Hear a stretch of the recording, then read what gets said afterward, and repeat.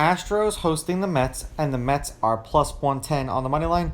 The Astros are minus 130. The over-under, 7.5 runs. The Mets getting a run and a half on the run line are minus 180, meaning if you bet them that way, they win this game outright, you win. They lose by one, you win. And the Astros laying a run and a half on the run line are plus 150, meaning if you bet them that way, they have to win by two. Obviously, Verlander did not pitch against the Astros last year because it's kind of impossible to pitch against the team that you play for. They are 3-5 in his 8 starts this year. He's averaging 5 1/3 innings pitched and 4.9 strikeouts per game in those games. Valdez did pitch against the Mets last year. 8 shutout innings. They won that game 9-1 in New York. He struck out 5. The Astros are 7-3 in his last 10 games. He's averaging 6 1/3 innings pitched and 7 strikeouts per game in those games. So he's a guy that you may want to keep your eye out on for the strikeout line. I'm not necessarily going to call Verlander's last win a fluke, but seemingly he owns the Yankees, so him beating the Yankees is really not much of a surprise there.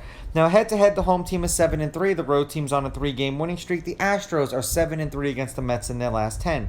The favorite is 9-1 on the money line. The favorite winning these games by 2 runs or more, laying a run and a half, is 8-2.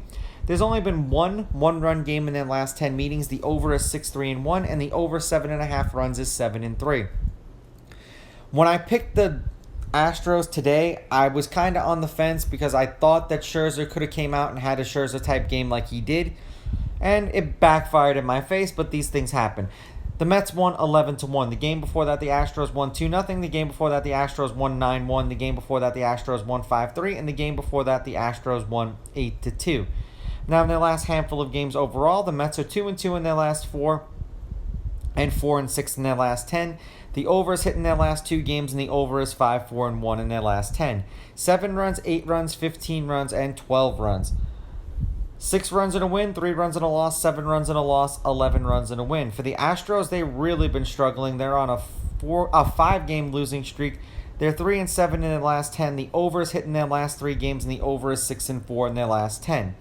3 runs, 13 runs, 16 runs in, 12 runs. 1 run and a loss, 3 runs and a loss, 7 runs and a loss, 1 run and a loss.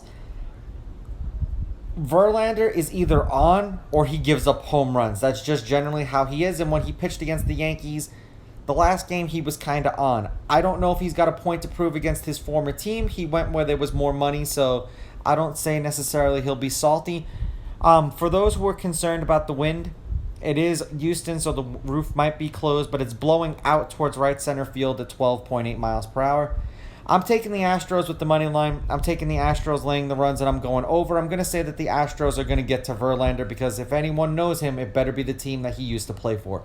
These are just my picks. If you disagree, please go with your gut, and please bet responsibly.